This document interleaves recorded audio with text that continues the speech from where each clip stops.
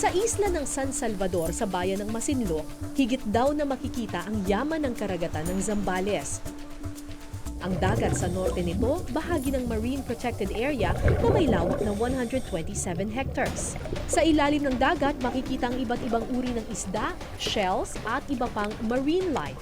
Matatagpuan din malapit sa isla ang Taclobo Farm kung saan pinararami ang mga taklobo o giant clam. Sa silangang bahagi naman ng isla, pwedeng bisitahin ng mga turista ang Bacala Guest House. Ang guest house na ito nasa gitna mismo ng dagat. Bukod sa pagpapahinga rito, pwede ring manghuli at kumain ng isa sa kanilang pinakasikat na lamang dagat, ang sea urchin.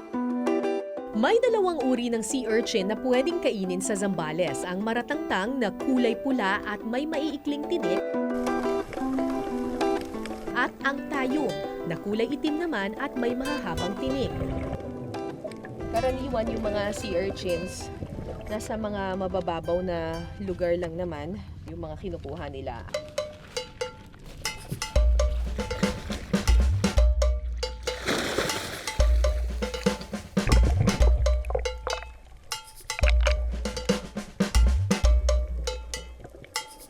Sa kalagitnaan ng pangunguha namin ng tayom, natusok ako eh. Hindi ko na malayan na natusok na pala ako ng tinik nito. Natusok ako eh. Natusok yung kamay ko eh. Kapag natusok ka raw ng sea urchin, kailangang ibabad ka agad sa maligamgam na tubig ang bahaging natusok para mabawasan ang sakit. Mainam rin ang paglalagay ng suka dahil pinalalambot nito ang tinik. Kailangan kong lagyan ng suka. Yung suka namin meron pang sibuyas. Okay, medyo tumigil na yung dugo niya. So, sabi nila hopefully matutunaw na siya ng kusa dahil dun sa suka.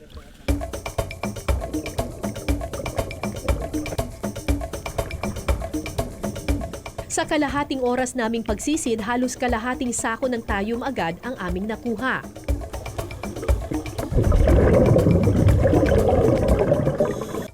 May ligtas na paraan din pala ang mga mangingisda para matanggal ang mga tinik ng mga tayom na aming nakuha.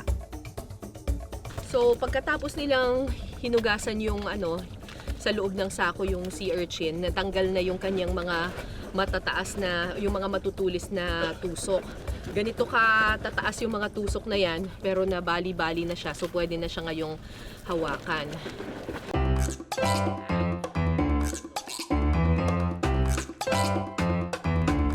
Ang mga tayom na nahuli fresh from the sea, lagyan mo lang ng konting suka, pwede nang kainin.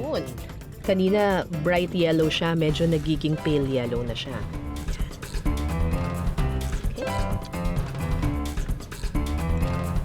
Sarap. Ang anghang ng suka nyo ah. Sarap. Pero bukod sa kinilaw na sea urchin, may iba pang tayom dishes na pwedeng tikman. Sa isang resort restaurant sa San Salvador Island, best-seller nila ang black pasta with tayom. Kanina natikman natin yung natural creaminess at sarap ng tayom or sea urchin na talagang wala, kinain lang na gano'n, nilagyan lang ng suka. Ngayon naman, ang titikman natin ay yung iba't ibang mga recipes na pwede nating gawin with sea urchin. Kasama ko dito si Banjo. Mahigit 1 taon ng cook si Banjo at isa sa kanyang mga specialty ang tayom dishes. Okay. So anong gagawin natin ngayon? Tutunawin natin yung butter. Ayan. Ilagay natin yung sibuyas. So para mas madagdagan po yung lasa, dagdagan po natin ng apple cider po. Minsan ito yung ginagamit nilang alternative for white wine. Yes po.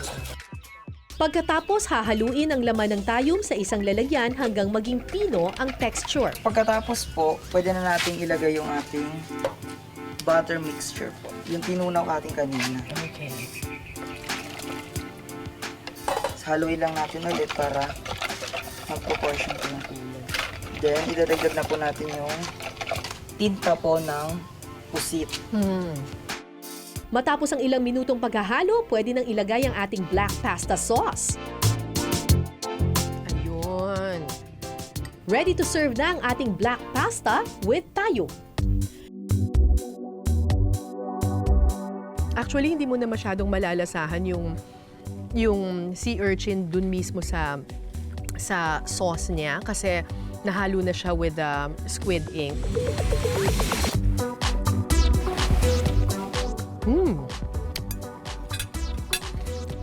At ang perfect niyang combination, yung ginamit din natin kaninang sauce, apple cider. Apple cider rosé. Sarap. Favorite ko tong wine na to kasi very fruity siya. Ang hindi lang maganda sa black pasta, nagiging itim din yung labi mo. At yung ngipin mo. Nagkakaroon ka ng black lipstick. Kailangan magmumug dito. Meron pa?